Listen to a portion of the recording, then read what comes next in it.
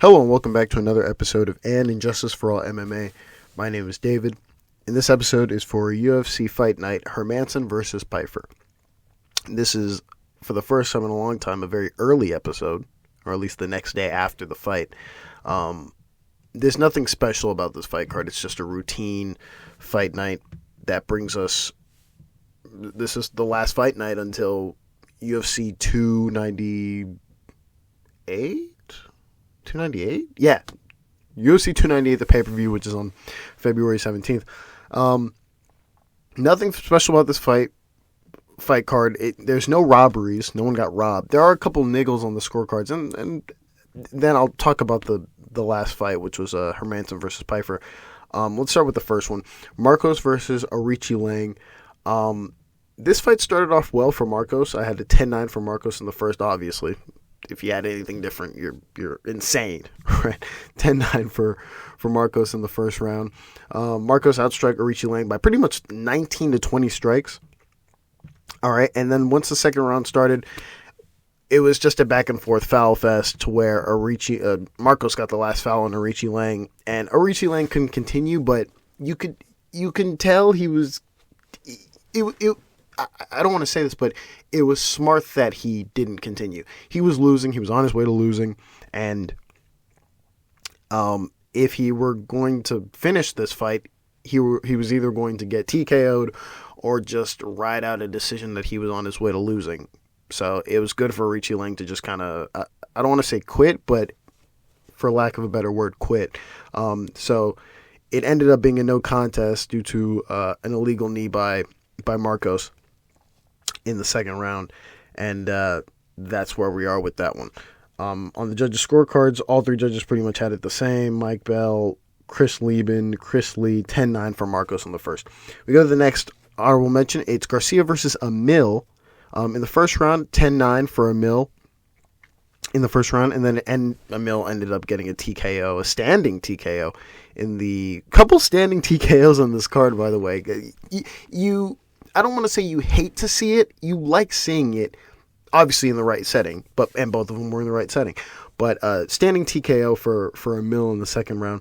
In the first round, Amil outstruck Garcia. He had a takedown with some ground and pound, and he had a reversal. Garcia had a takedown too with a little bit of ground and pound, which is why I'm kind of surprised that when we go to the judges' scorecards, all three of them were like, fuck it, we'll give a 10-8. I don't agree with it, but I can't argue. All three have a 10-8, and I'm not gonna really argue against their point, but I don't agree with it. Mike Bell, Saul Diamante, Junichiro Kamijo all had a 10-8 for Amil in that first round. You go to the third. You go to the third honorable mention, and that's Griffin versus Wells. Guys, this fight ended up being a split decision. This was the first fight I've ever scored where all three rounds are close. You can argue all three rounds for either person. You really can't. Okay, I had this 29-28 for Griffin. First round for Griffin, third round for Griffin, second round for Wells. All three rounds close. In the first round, both had a takedown, but Griffin had a little more ground and pound. Okay, while Wells outstruck Griffin on the feet, it was by about like 3 to 4 strikes. It wasn't a lot. And so the ground and pound kind of nullified whatever Wells had on the feet. That's where I gave the round to Griffin. Second round, close on strikes again with the edge to Wells. Wells had the heavier strikes. They were pretty even on strikes in the second round, but his strikes were much heavier. Same in the first. Again, his strikes were slightly heavier, but again, a lot more going on in the first round compared to the second round. Third round, close on strikes again with the edge to Griffin. Griffin gets the edge just based off of the clinching. The clinch strikes, really. He was much more active in the clinch than Wells was.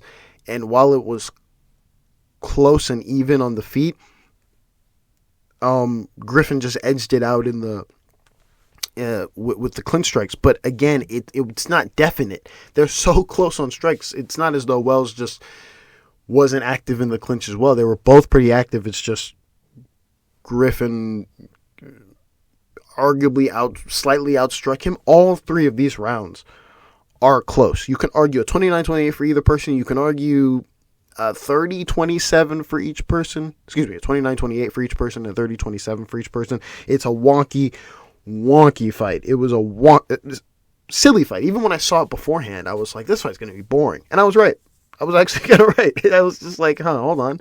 Griffin's like Griffin is like the new Magny. I don't want to say that in a disparaging way, but he's just kind of,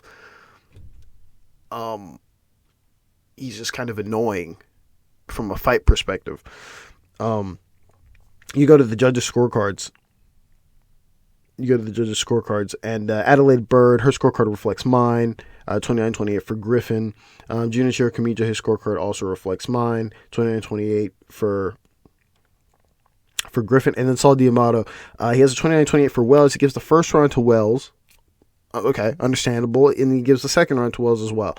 Also understandable. And the last round he gives to Griffin. So, there you go with that. You go to the next honorable mention. A lot of honorable mentions. You go Lookboonmee versus Brasil. Sneaky fight.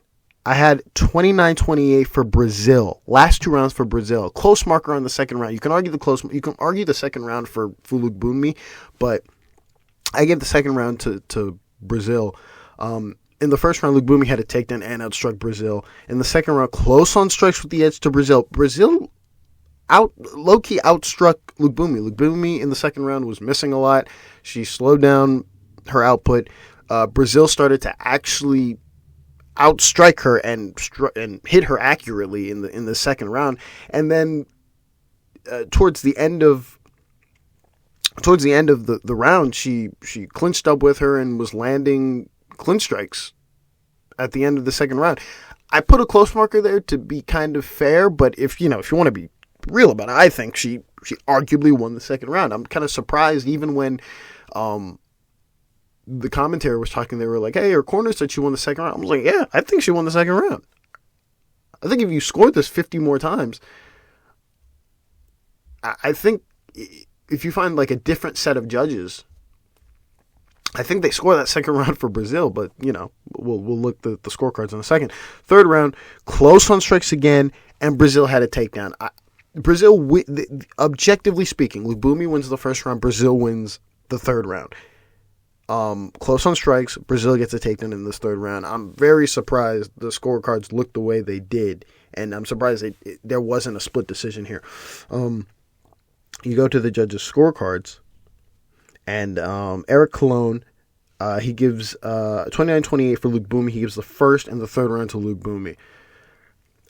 Honorable mention, I disagree. I heavily disagree with that third round. Heavily disagree.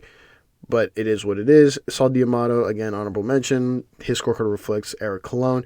And then Junichiro Kamijo, he gives the second round to Lookboonmee, again, close round. And then he gives the last round to Brazil. I think that's the correct scorecard.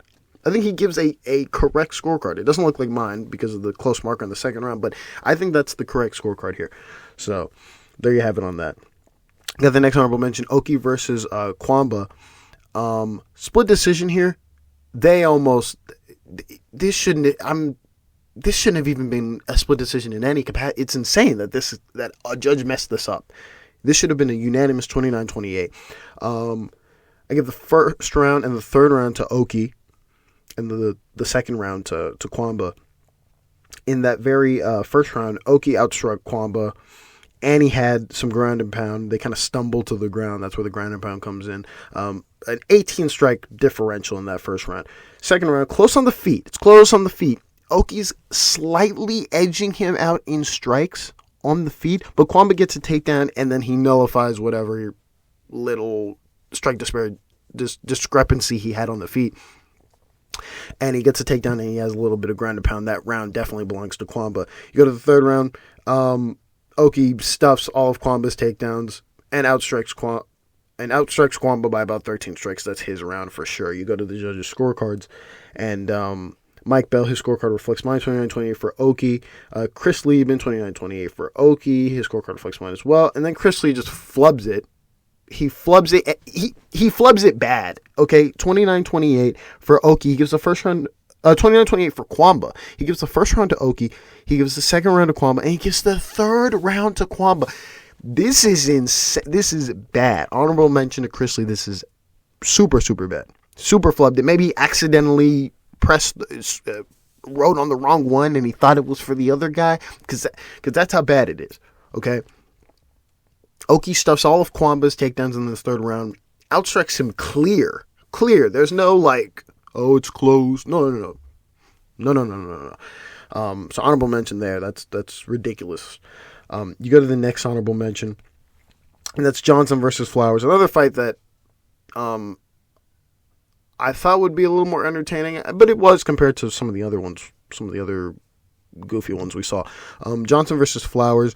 At this 29-28 for Johnson. First 2 rounds for Johnson. Last round I put a close marker on, and I put a 10-9 for Flowers. 29-28 for Johnson.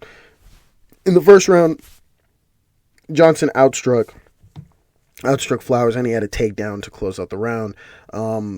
Johnson again outstruck Flowers, and he had 2 takedowns with ground and pound. And then the third round, Johnson had 2 takedowns with, I want to say some ground and pound, but the entire time Flowers was active. He was much more active than Johnson was. He outstruck him.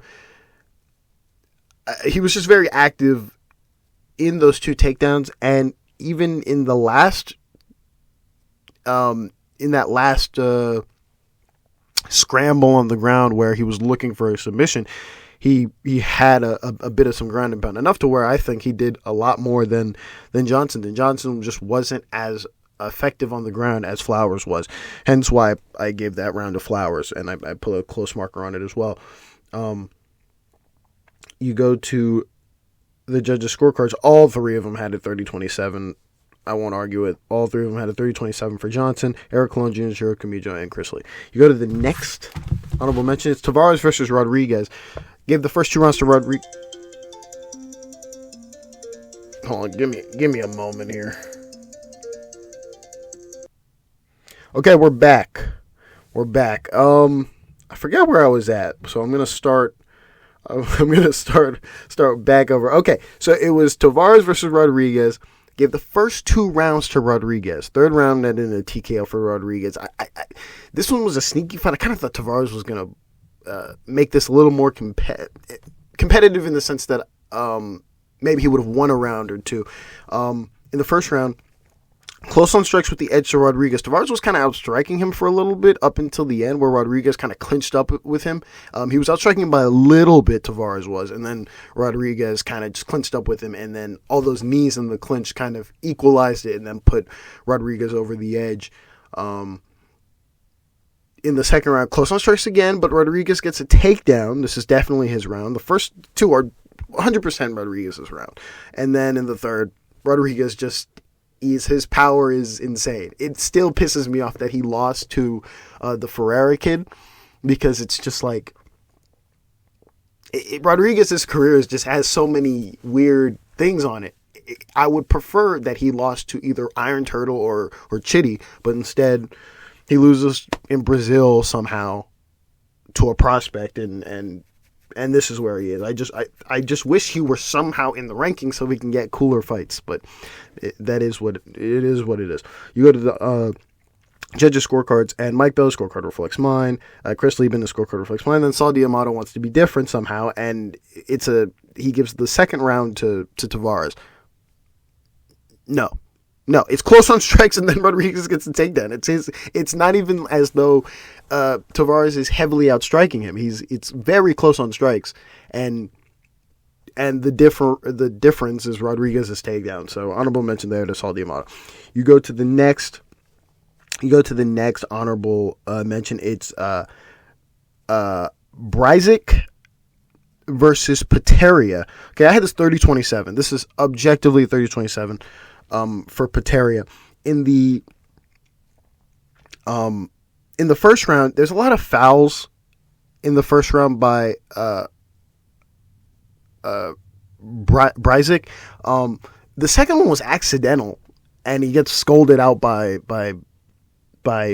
Beltran.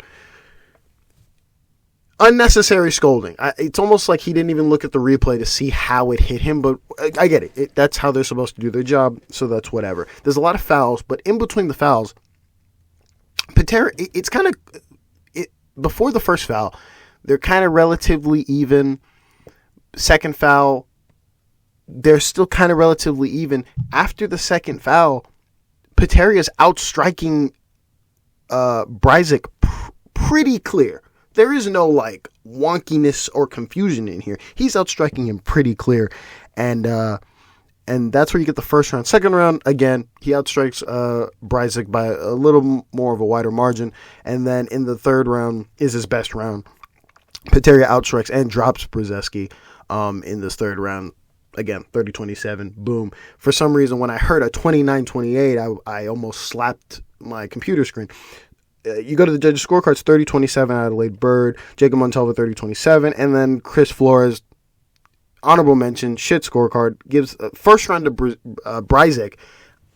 How? I don't know. But honorable mention there, gives the last 2 rounds to Poteria. Next and last honorable mention, I'll just read the scorecards real quick. This is more of a narrative thing. My scorecard was 48-47. Last 3 rounds for Hermansson. Same thing on all 3 judges' scorecards. Mike Bell, Saul Diamata, and Chris Lee. All of us have it pretty much the same. You go to the first round. Pyfer is outstriking Hermansson. Second round, Pyfer is outstriking Hermansson. And this is where, in the second round, is where I had my reservations. Because watching the last few Pyfer fights, I always told myself, I was like, I watched his Al Hassan fight, and it was the Al Hassan fight for sure that put this in my head. To where when he entered into the second round, I noticed he's huffing a little bit. And I was like, Pyfer might not have cardio. Pyfer might have like really bad cardio.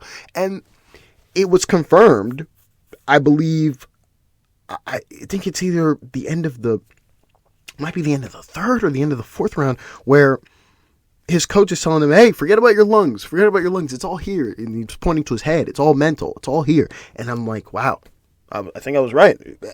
No, it's insane that nobody said it clearly. Obviously, the commentary kind of alluded to it by saying he plans to bring him into deeper waters, Hermansson said. But I wish they were just more vivid in saying Pyfer doesn't have cardio. But again, maybe they don't want to say that. You go to the third round is where Hermansson is putting on Pyfer and pushing him back. And you can see it. Pyfer just has no cardio. It's the fourth round. Same thing happens again. This time, Hermansson is outstriking him heavy. Pretty clear now. There's a much wider margin. He's hitting him with much more heavier strikes. Or the strikes appear much heavier because once they're hitting Pyfer's stopping in the middle of the cage. He's like shelling. He's shelling up. These strikes are really affecting Pyfer. Pyfer has no cardio. He has no cardio. And then you get into the fifth round. It's a wrap. It's just genius. It's beautiful. This is what you love about Hermansson. It sucks because Hermansson was on an incredible run before COVID hit. He gets stopped by fucking Cannonier, and he gets stopped or he loses to Cannonier. And, you know, he then wins some here, loses some here, wins some here, blah, blah, blah, blah, blah. And this is what he's the new Brunson. He's the new gatekeeper. And I kind of love it because he fucked up Chris Curtis. Chris Curtis is mad all the time. Beats Chris Curtis. And now we have this setting where basically he's just a spoiler now. He's become the new Brunson. And in this fifth round, he it's kind of even on strikes because Pyfer uses all his energy to get out some strikes. He lands on him. Hermansson lands on him. It's kind of even. And then Hermansson just does the thing where he gets the takedown and gets ground and pound for about 3+ minutes. And Pyfer does not get up until the round is over. And that's where you get the 48-47. Nice little comeback for Hermansson. And that's pretty much it. So that's all I have. We'll be back next week for the big pay-per-view. Thank you all for listening, and God bless.